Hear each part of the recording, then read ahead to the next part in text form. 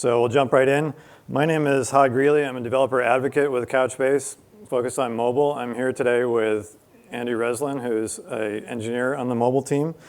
We're going to be talking about building personalized experiences using Sync Gateway as a platform.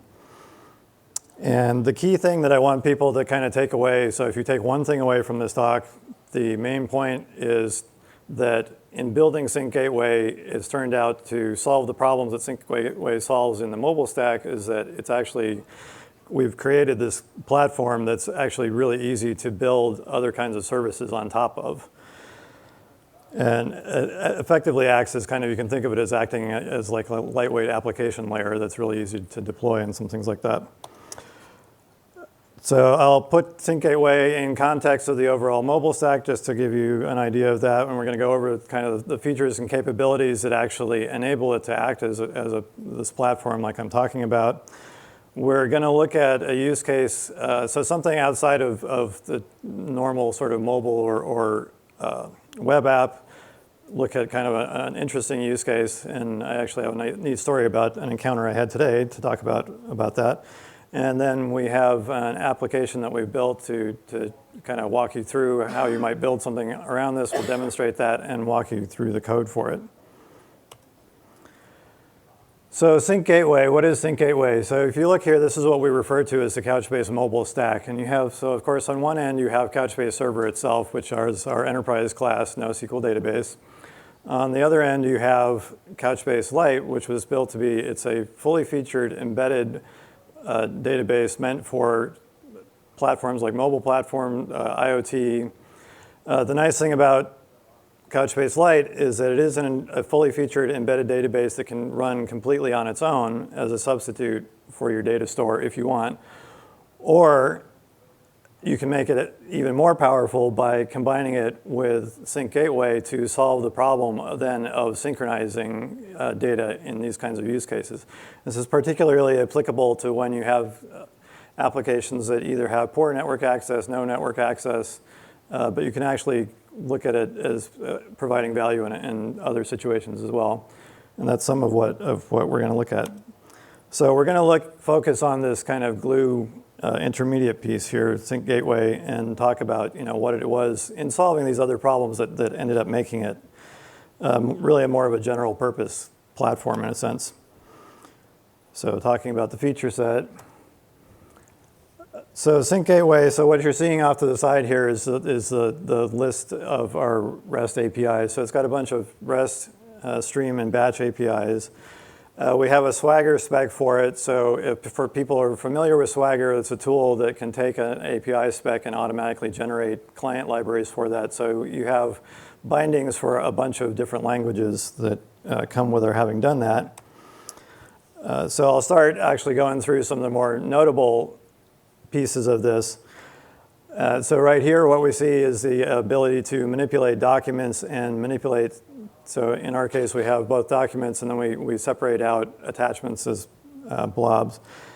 And I'm sure everybody here is familiar with this already. If you're at a Couchbase conference and you've managed to miss that we're a NoSQL database that's document-oriented, then we're doing something really wrong. But just to go over that, why this is, I think, really powerful for an application development. So the fact that you can essentially deliver the data that you want in one nice kind of package that's easily digested makes it really nice. And that's reliant on the fact that it is a document NoSQL database. And in addition, the fact that we are storing in JSON, and so you have no issues with like serialization. This is, some people would say sort of the native format of the web in particular. But we also give you the ability to do arbitrary attachments that you can think of as just blobs. So when you want to do large stuff like video or something like that, that it's there as well. And so these together actually make all of your data really easy to consume. And so the kind of key roll-up point for that is that makes integration of Sync Gateway really easy with a lot of other systems, especially sort of modern systems. Next thing that I'll talk about, so we have the ability to manage users, manage roles, manage sessions. So we have pluggable authentication. And we have authorization. So, and in particular, we have OpenID, support for OpenID Connect, which does both kind of authentication and authorization. And as you saw, we have the ability to manage users and roles and sessions and stuff. So that all that together gives you role-based access control as well. And so that whole combination kind of addresses a lot of the main concerns around security.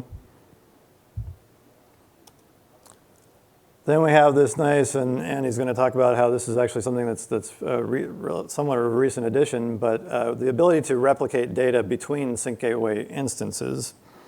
And so looking at that, you have something here where you can have a cluster. So this is kind of more of a standard setup where you have a cluster of Sync Gateway instances and a cluster that's feeding into Couchbase clusters, and then you can actually do now replication of your data across these clusters.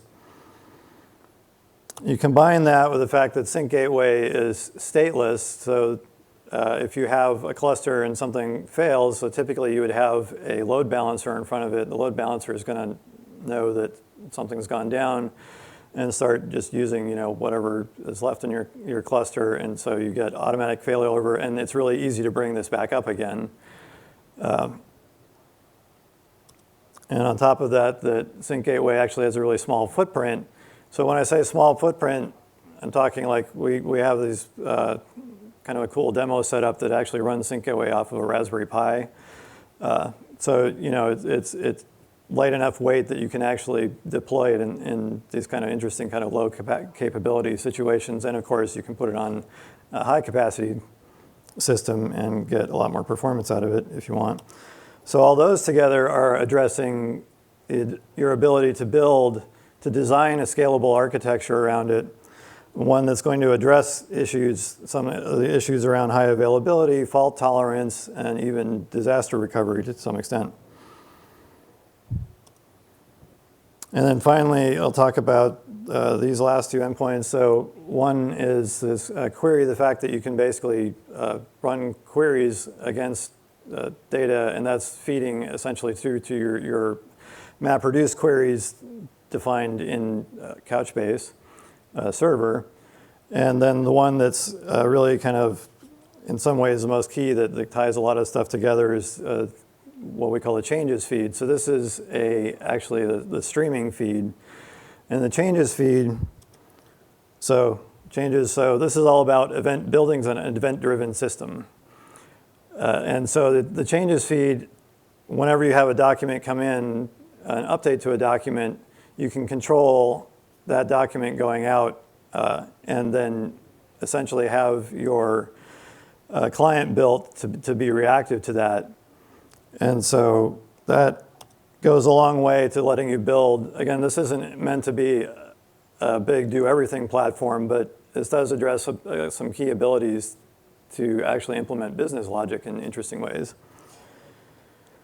And that leads me to this last part, which is the two little pieces that I'll talk about that actually address a few different things kind of in combination, which is why I've separated it out.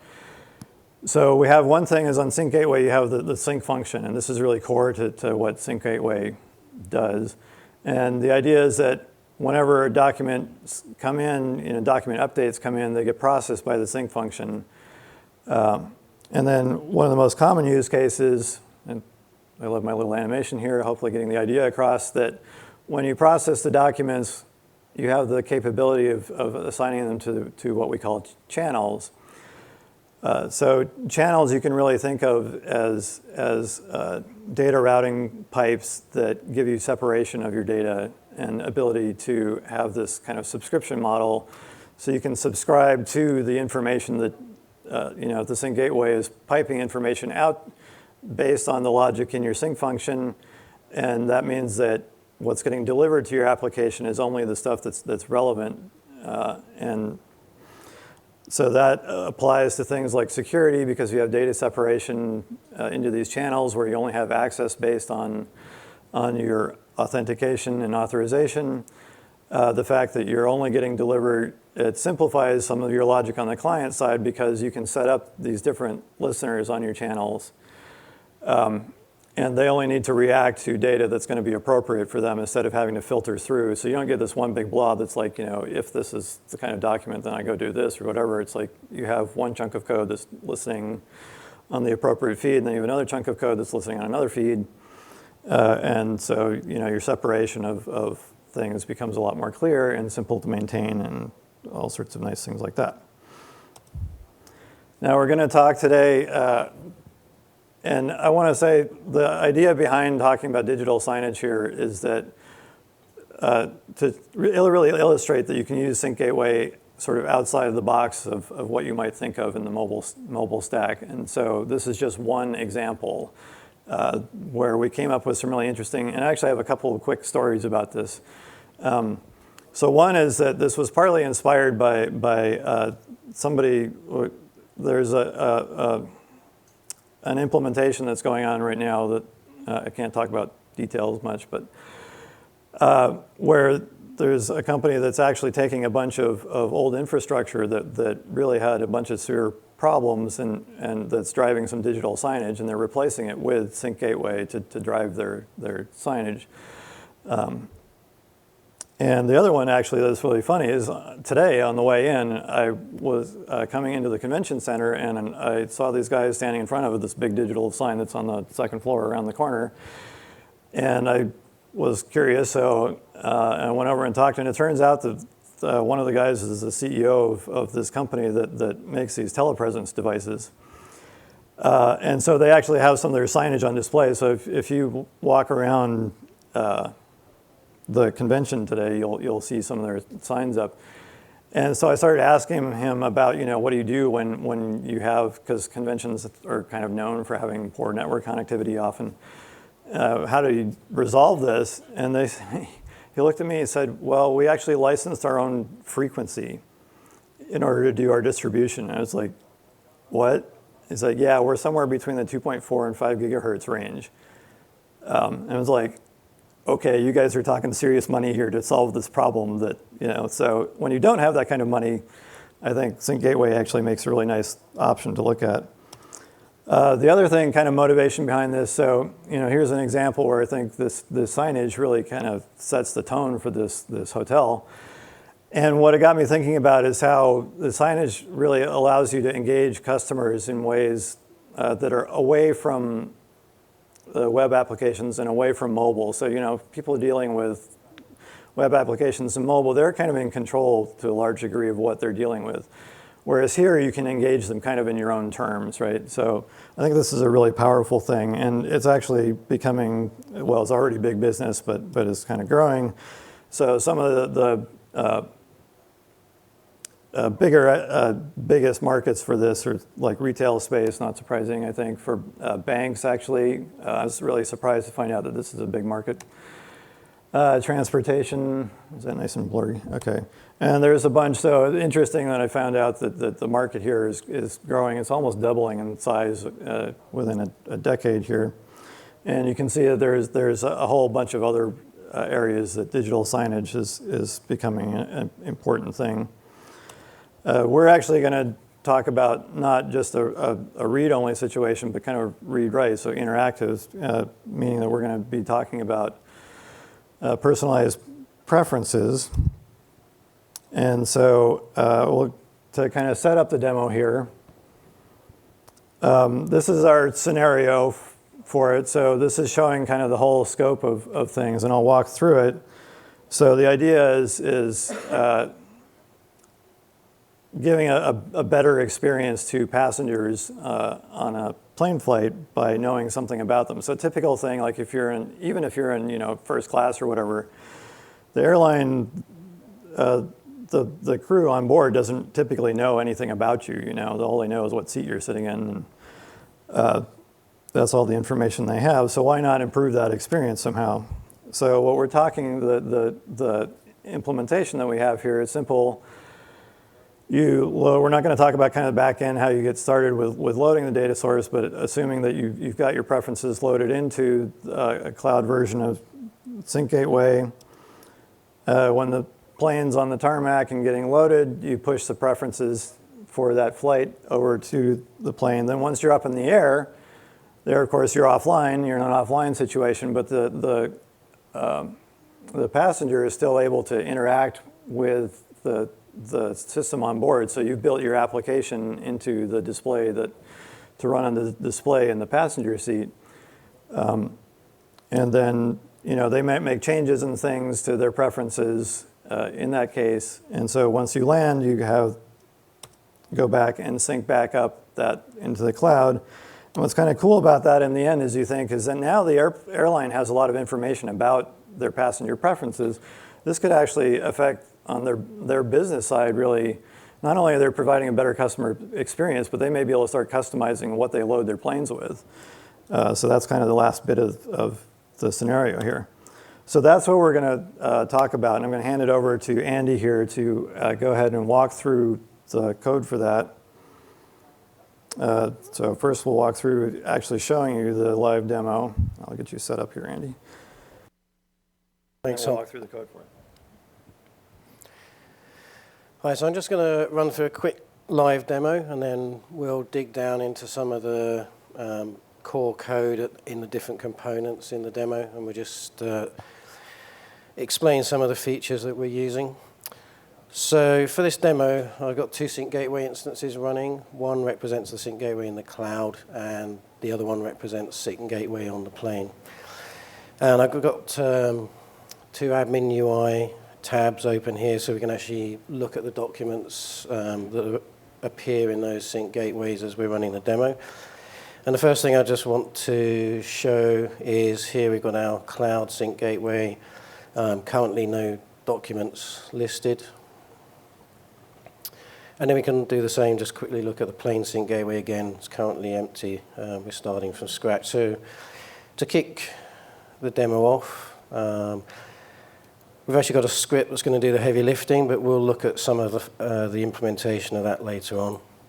So the first step is to source data into our Cloud Sync Gateway. So we're going to load our preferences data. And that's complete. And then, so if we go back to our admin UI, so we can see, if I refresh the view, that we now have some documents in our Cloud Sync Gateway, but as expected at the moment, our Plane Sync Gateway still has nothing in it. So the second step in our scenario is that when the plane's on the tarmac, before it takes off, we would actually load the passenger preference data for the passengers on that specific flight. And we can do that by replicating or syncing the data from the Cloud Sync Gateway onto the Plane Sync Gateway. Again, I'm going to use a script to do the heavy lifting for me. So now, if we refresh on the Plane Sync Gateway, we now see that we've got our preference documents available to us on the plane. So from this point, the plane takes off. Communication is lost, so effectively the Sync Gateway is running offline with the various digital displays on the passenger seats. And so in flight, passengers would be presented with some sort of user interface on the digital display, and they would be allowed to integrate with different, interact with different preference categories, so sort of hot drinks, food, snacks. An example we're going to show here is Kendra wants to modify her hot drink preferences for the flight.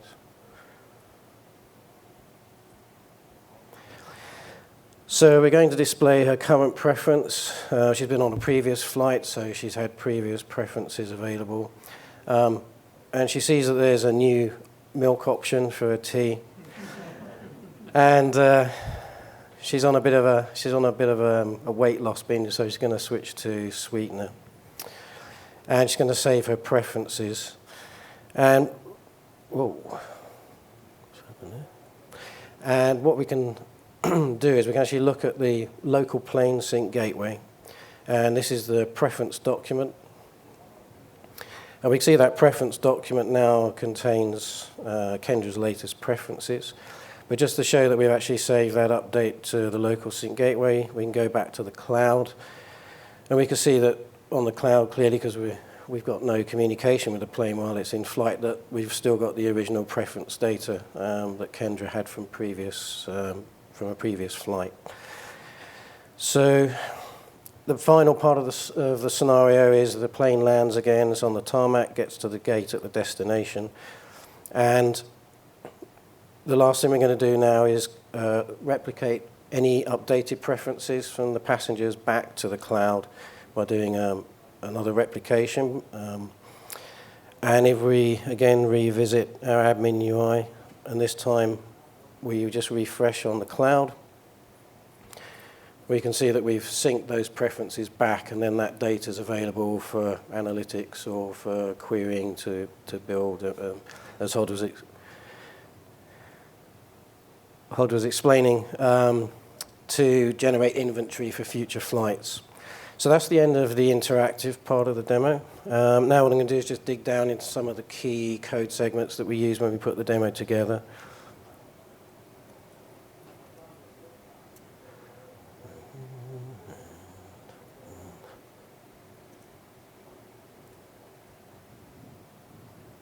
That did. Hey, it did work. Okay.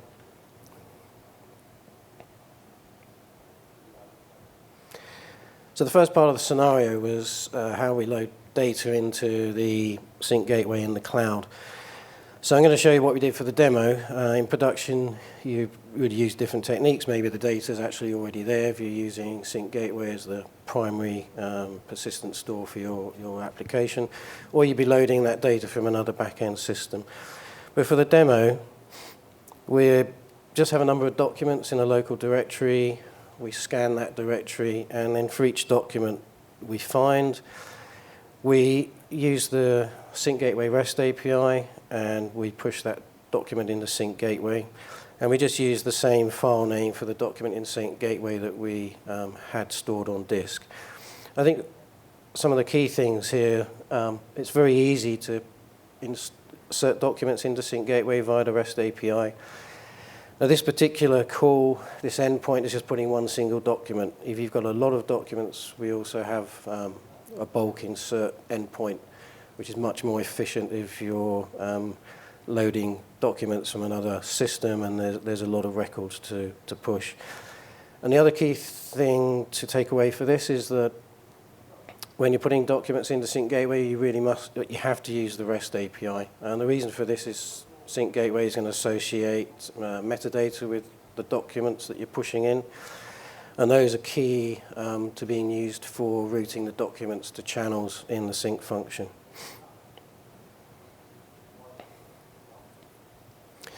So then in the next part of our scenario, we replicated the data from the cloud into Sync Gateway, into the plain Sync Gateway. And previously, the way you'd have to do this would be to run a separate process, replication process, and that would talk to the two Sync Gateway instances and replicate the data across. But recently, we've added a replicate endpoint to Sync Gateway itself, which means you can actually drive the replication from one Sync Gateway to another. So it simplifies the process. You don't need to install, maintain a separate service for that. So we basically configure the replication that we want to run. In this case, we're going to run it from the Cloud Sync Gateway. So we're just going to give it the local database name. Then we're going to give it a URL, which will depend on, in this scenario, the aircraft and the flight number that we want to replicate the data to. And we're going to run this replication as a one-shot rather than a continuous. And the reason for that in this scenario, we know the plane's going to take off and we're going to lose connectivity.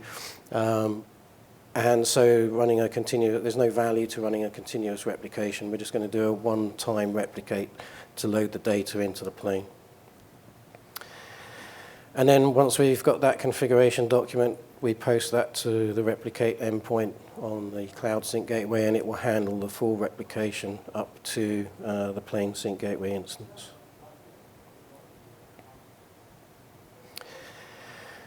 So one of the things for this demo that we did to enable us to have some level of security is that the digital display, the app running on there, for each seat has a unique set of credentials when it connects to the Sync Gateway on the plane. So we use these credentials to allow us to route the passenger preferences to the correct seat number. So we're looking at some code now from our app, and we've actually implemented that as a small web app. So there's some JavaScript code here.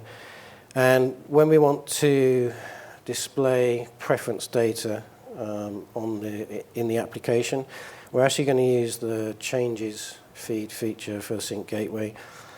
So we basically set up a changes feed.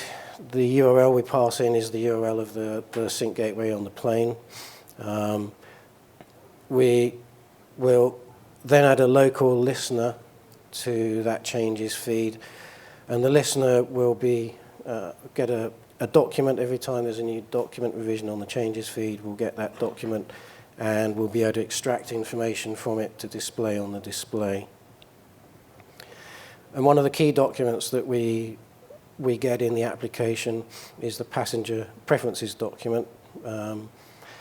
And for example, what we do here is we actually store that document locally within the application. And the reason we do that, we'll see in a minute, when we save updated preferences, we use that document as basically the template, and then we modify the properties that the passenger's changed and save that back to Sync Gateway. But we also extract data from the passenger preferences and update properties on the UI so that that's then rendered to the UI. And once we've configured the changes feed and we've added the listener, then we start the changes feed, and we will start to get documents coming to our application on our digital display. And once that information has been rendered, then the user can interact with the user interface. And they're then going to, when they do save, we're going to have to react to that event. And we then read the updated data from the UI, push that back into the passenger preferences document that we previously stored. And then we're going to want to push that document back into Sync Gateway with the updates. So we build a URL, and two of the pieces of information we take from the preferences document we previously received is a document ID, so we're going to update that document with a new revision. And we also extract the revision of that preferences document that we received, and we pass that in the URL, and that will allow Sync Gateway to validate there's been no other, well, we're not missing any intermediate revisions, or that there hasn't been a conflict introduced by that preferences being updated somewhere else. Now, in this scenario, that's unlikely, but we have to pass that information in. And then we're building our HTTP request. Perhaps a couple of key things to note here. We're passing credentials in. Now, in the app, it's actually, they're variables, but here we've just put them in to make it easier to visualize. And I think one of the other interesting things, certainly when you're writing a web app, is because you're dealing with JSON documents and you're writing in JavaScript. There isn't a lot of serialization, deserialization. We can just treat it as a JSON document, and you'll see we're just basically stringifying it there to pass that into the request. So it's really easy to deal with the JSON docs in a web application. One of the other things to note here is that when we're saving those updated preferences, we're not updating the UI directly. So in the user interface, there's the display of the current preferences, and then you have the select list to make your changes. So when you save your changes, we don't update the read-only label at that point. That actually comes back on the changes feed. So the nice thing with that is you get a separation of concerns in your user interface code. This is dealing with saving updates, and the code for rendering new information coming in is separate from this. So it makes the UI code quite clean. So now the final code that we'll look at is the sync function that we've got installed in Sync Gateway on the plane. And this is going to handle every new document revision that comes into Sync Gateway. This is where we will be adding a lot of the metadata, which is to do with the routing of that document. So some of the documents that we're dealing with are actually, we want them to go to all of the digital displays because they're effectively public information. So flight details to be rendered on the UI, flight name, takeoff and destination, airport details, flight duration, etc. So we're just going to map this to a built-in public channel in Sync Gateway, and that's represented by the exclamation mark channel name. Then we also have preference group documents that define types of preferences. So in the example demo, we were running with the hot drinks preferences group, and that defined what drop-down lists were rendered and be available to the passenger. And again, we want that to be going to all of the digital displays, so it goes onto a public channel. And then we got some documents that we only want to route to the passenger themselves and the seat that they're been allocated to. So when a passenger document comes in, we actually create dynamically a private channel for that passenger. And we only give access to the seat number that passenger's been allocated to. And that's why we have the digital displays or the app running on the digital display use unique credentials.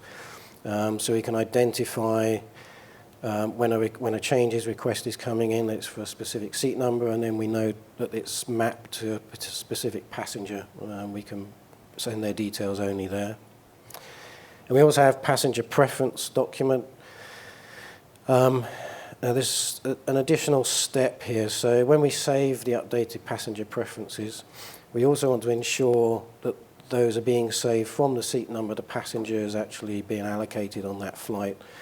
Again, in our app, it would be difficult to do it from another seat number, but it might be possible. So we're actually going to validate here the updates come from the seat number allocated to that passenger. And we, again, map the preferences to that passenger's private channel. So those preferences, again, will only be sent to the digital display for their seat number. And in our demo application, those are the only document types that we support. So if anyone put any other random documents in there, we'll reject them. And that just prevents us polluting the data on the plane. And then when it's synced back to the cloud again, we're not introducing any invalid documents into that data set. And that concludes the demo part. So I'll hand back to Hod. Thank you. Ooh. Are we good now? All right. Yeah, so thanks, Andy. So that kind of concludes, and to just summarize, so to go back to what it was that the primary features that enabled Sync Gateway to act as this application layer platform. So we have a set of REST stream and batch APIs that allow you to manage things like data replication, data routing, your authentication and authorization, and actually act as part of eventing system for an event-driven architecture. We had all the things about that contribute to scalability and things like that. And then, of course, the importance of the document model itself in making it really easy to do this kind of implementation. So with that, I'm not quite sure how we're doing on time, but I think we're doing pretty well. So I'm going to see if this works. But let's open up for questions. So it looks like you've got a pattern here. We're using a private channel for personalization. I'm just curious. Thank you. Looks like you've got a pattern here. We're using a private channel for personalization. I'm just curious to see how large of a user set would you consider that to be a viable pattern for? If I'm addressing millions of users on mobile devices, I would imagine I'm starting to run into challenges going that approach. So, what sort of pattern would you recommend if I had a lot of consumer touch points like that? Do you want to Yes. So I think if you wanted to go to a very large scale with millions of users, that might become an issue with the number of channels. I'm just trying to think. I'm wondering if Adam, could you? Yeah, actually, Adam, we're going to hijack you to answer that. Sure, yeah. I'll run it over to you. So I think there's a couple concerns you have to think about when you talk about the number of channels you're using, especially when it's a lot of large, sort of potentially shallow channels. I think the main thing you're going to run up against is memory usage. So part of what allows Sync Gateway to replicate as quickly as it does is that it maintains an in-memory cache for all of its channels. So as you increase the number of channels, we have a variety of settings in our config today that will let you tune that number of channels, or tune the channel config, the channel cache. So manage how long things are kept in the cache, what's kept in the cache. So today, I think there's probably a practical limit, which would be more in the maybe 100,000 users would probably be the cap. That's kind of active users, though? Active users, yeah. But one of our big push in Sync Gateway 1.4, which is coming out shortly, is around scalability. And it's specifically designed to address that kind of scenario, to basically, in that scenario, be able to add Sync Gateway nodes indefinitely and distribute that channel load across multiple Sync Gateway nodes without each Sync Gateway node being responsible for the full channel set. You know, and it does occur to me that you're probably not going to be having millions of active conversations. So it seems like with a little bit of routing logic, you could use, say, 10,000 channels and just say, those are the 10,000 users I'm actively engaging in, and maybe even have some kind of quanta where you slice between them. So thank you. It's a little bit hard to see out there. So, back here.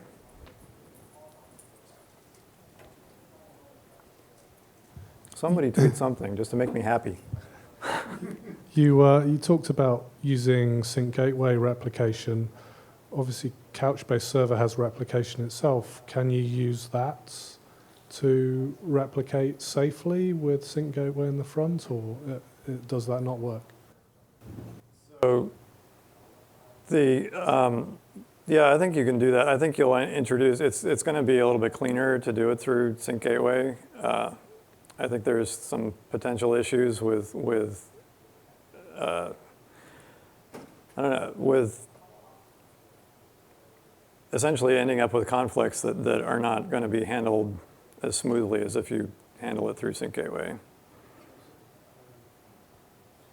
We got 10 minutes. One of the issues if you do that is so each Sync Gateway cluster will have its own unique internal sequence ID, which is a document stored in Couchbase Server. So if you try to do sort of multi-master replication at the Couchbase Server level, one of the issues is that those sequence IDs potentially get overwritten, and you introduce issues that way. So really the right way to certainly do multi-master replication would be to use the replicate endpoint or SG replicate at the Sync Gateway API level. You don't want to set up XDCR and active right now. Yeah, so right now it's going to lead you to some issues that are going to be difficult to resolve, so you really want to do it through Sync Gateway. I can't see anything. Well, now I can see Jim. Hi, Jim. Any other questions? All right, I think we were good on timing, so thank you all for coming. And of course, we'll be around to answer any more things.